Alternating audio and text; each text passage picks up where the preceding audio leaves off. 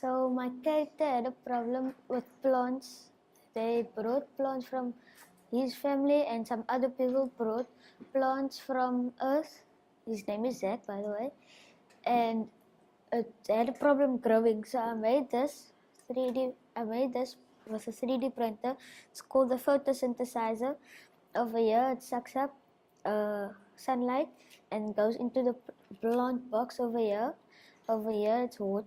Over here, it supplies water to the tank, and over here, it supplies carbon dioxide. The difficulties I was facing was putting this together because it was very hard using the touchpad, and um, it was very hard making this hole, and I tried to make it hollow here inside, but it didn't work. Yes, another pipe of the carbon dioxide hold and the water hold, so it can suck up some carbon dioxide of our exhalation and some water from a lake or something. I learned how to use different shapes to make this from Tinkercad, and I learned how our 3D printer is used.